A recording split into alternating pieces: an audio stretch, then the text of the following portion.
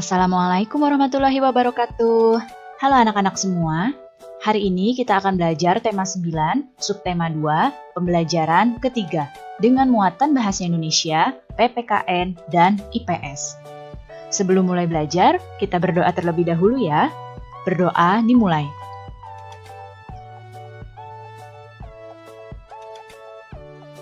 Berdoa selesai. Baik anak-anak, sudah siap untuk belajar hari ini? Kalau sudah siap, mari kita mulai belajarnya. Pertama-tama, kita akan mempelajari muatan bahasa Indonesia. Lihatlah di hadapan kalian. Dayu dan Lani sedang duduk santai sambil berbincang di taman sekolah. Mereka berbincang tentang iklan favorit mereka. Lani ingat pada sebuah iklan di televisi yang sangat menarik, sehingga iklan tersebut menjadi iklan favoritnya. Lani pun memperagakan lagu pada iklan favoritnya di hadapan Dayu.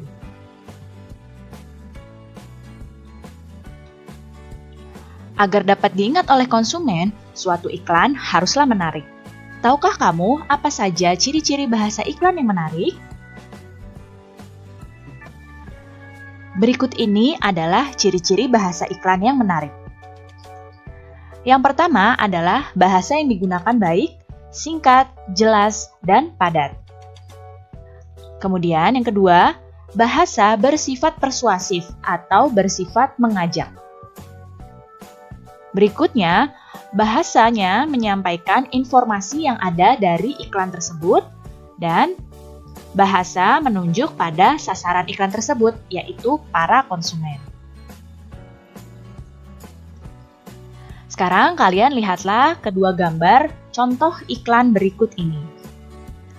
Bahasa dan tampilan iklan elektronik yang menarik dapat membuat orang yang melihat iklannya ingin mencoba produk yang diiklankan. Apalagi iklan elektronik itu menampilkan gambar, suara, dan juga tulisan.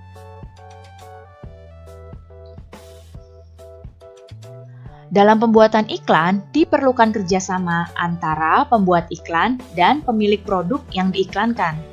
Kerjasama tidak hanya dibutuhkan dalam dunia usaha seperti usaha periklanan, kerjasama juga dibutuhkan dalam kehidupan berbangsa dan bernegara. Kerjasama sangat penting dalam mewujudkan persatuan dan kesatuan bangsa. Sekarang kita akan mempelajari muatan PPKN. Apa saja ya upaya yang dapat kita lakukan untuk menjaga persatuan dan kesatuan di Indonesia? Berikut ini adalah beberapa upaya untuk menjaga persatuan dan kesatuan. Upaya yang pertama adalah dengan melakukan Festival Budaya Nusantara. Festival atau pesta budaya dapat diadakan sebagai upaya memperkukuh dan menjaga persatuan dan kesatuan di Indonesia. Acara Festival Budaya Nusantara menunjukkan persatuan dan kesatuan. Dalam acara ini, setiap daerah dapat menunjukkan ciri khas dari daerahnya. Kemudian, upaya yang kedua adalah toleransi dan hidup berdampingan dalam perbedaan. Sebagaimana yang kita tahu, Indonesia memiliki beragam budaya, beragam adat istiadat, beragam suku, bahasa, dan juga agama. Nah, keberagaman tersebut seharusnya membuat kita semakin bersatu. Dan yang selanjutnya adalah semangat kekeluargaan dan gotong royong. Bangsa Indonesia menjunjung tinggi semangat kekeluargaan dan juga gotong royong. Gotong royong dapat mempererat hubungan atau kerukunan antar sesama warga. Indonesia kaya akan kebudayaan. Untuk mengenalkan berbagai kebudayaan daerah, tentunya Dinas Kepariwisataan melakukan kerjasama dengan para penyedia jasa kepariwisataan. Penyedia jasa kepariwisataan ini termasuk usaha ekonomi. Sekarang kita akan mempelajari muatan IPS. Manusia mempunyai beragam kebutuhan untuk melanjutkan kehidupannya. Untuk memenuhi beragam kebutuhan tersebut, manusia melakukan kegiatan yang disebut dengan kegiatan ekonomi. Berikut ini adalah jenis-jenis usaha dalam kegiatan ekonomi yang ada di Indonesia.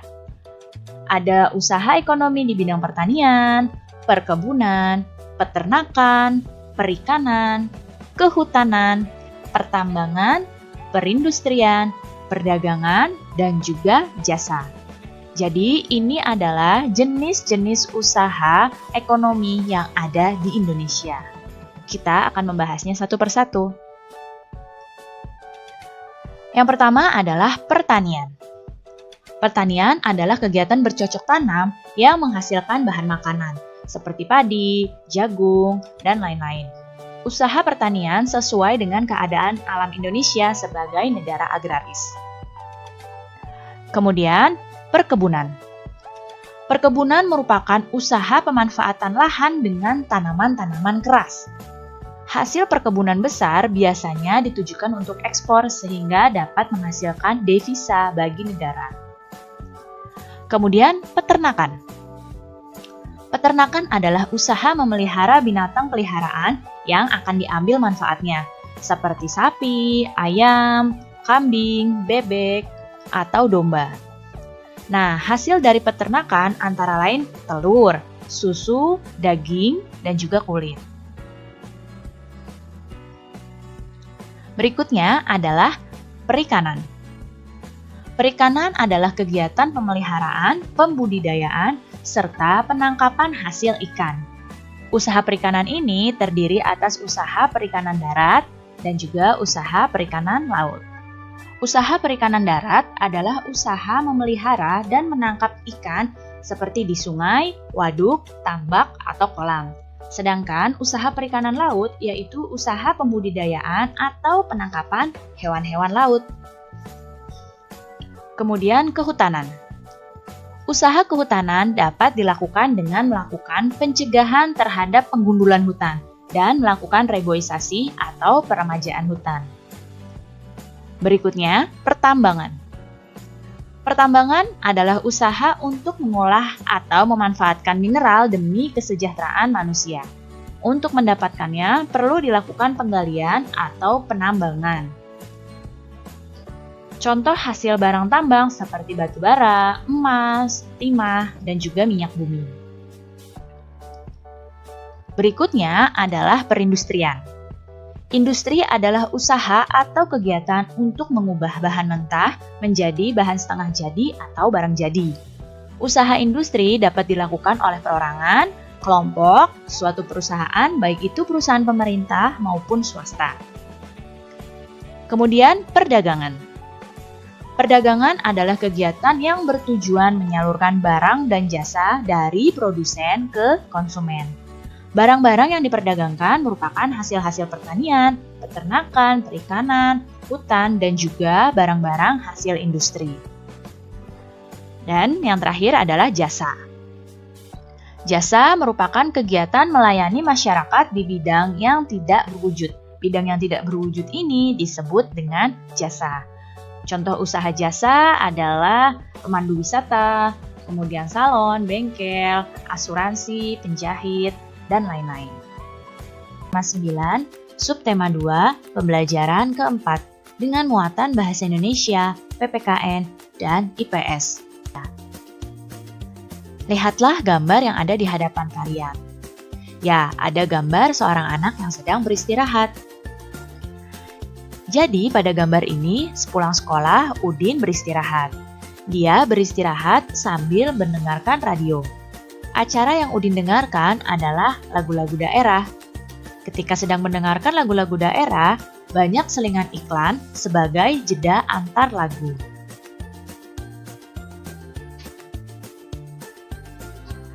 Perhatikan 3 benda ini.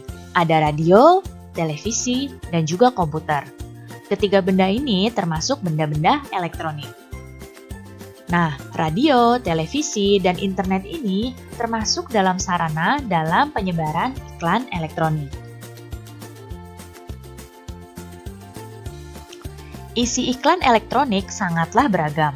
Kita harus dapat memahami isi iklan dengan baik agar tidak salah dalam menerima informasi dari produk yang ditawarkan.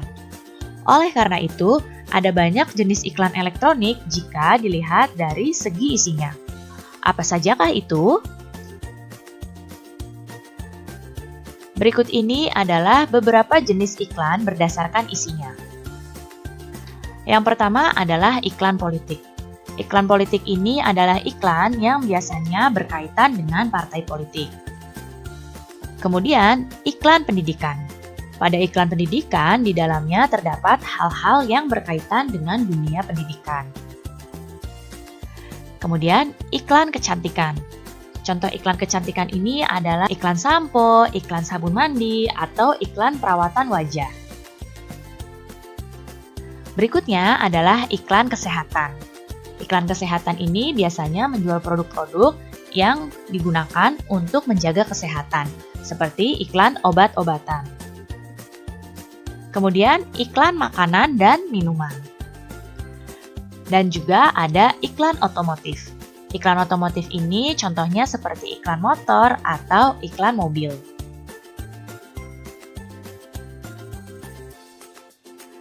Sekarang coba kalian amati gambar yang ada di hadapan kalian. Kira-kira apa ya yang sedang dilakukan oleh keluarga ini?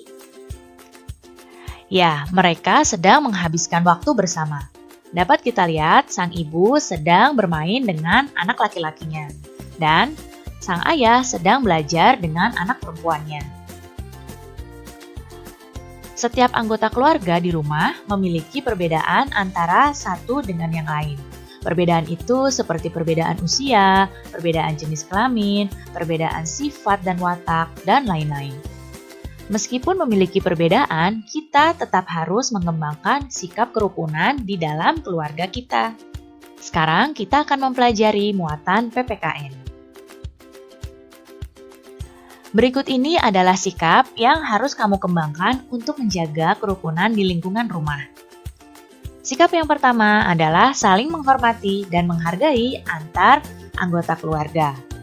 Kemudian, tidak mementingkan diri sendiri atau tidak egois, dan tolong-menolong serta saling bekerja sama dengan antar anggota keluarga.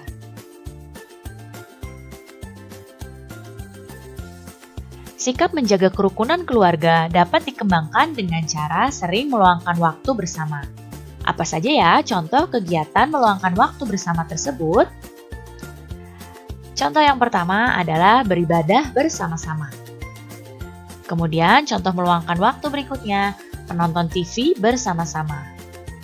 Kemudian makan bersama-sama, belajar dan juga bermain bersama, olahraga bersama, dan bertamasya bersama-sama.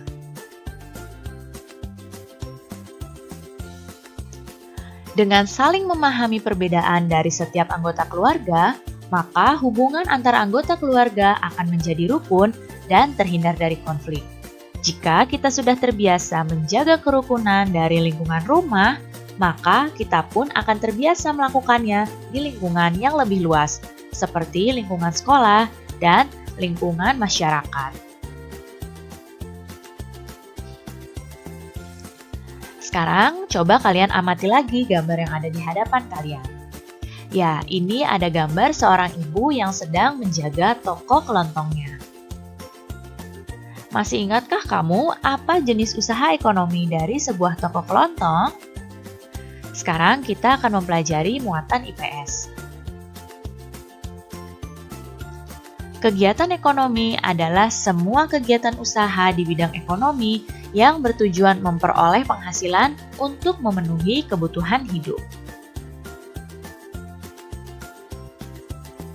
Berikut ini adalah jenis usaha ekonomi berdasarkan pengelolaannya. Yang pertama adalah usaha ekonomi yang dikelola sendiri. Usaha yang dikelola sendiri ini biasanya memiliki modal yang terbatas. Kemudian, usaha ekonomi yang dikelola oleh kelompok. Usaha ekonomi yang dikelola kelompok adalah usaha yang dijalankan secara bersama-sama atau gabungan beberapa orang, baik itu dalam modal, pengelolaan, maupun bagi hasil. Usaha ekonomi yang dikelola sendiri, contohnya adalah usaha pertanian, industri kecil, usaha perdagangan, usaha jasa. Kemudian, usaha ekonomi yang dikelola oleh kelompok, contohnya adalah firma, persekutuan komanditer atau CV, perseroan terbatas atau PT, BUMD atau Badan Usaha Milik Daerah, dan BUMN atau Badan Usaha Milik Negara, serta koperasi. Baik anak-anak, cukup sekian ya penjelasan Ibu kali ini. Mudah-mudahan kalian paham dan mengerti. Terima kasih anak-anak semua, sampai jumpa lagi. Wassalamualaikum warahmatullahi wabarakatuh.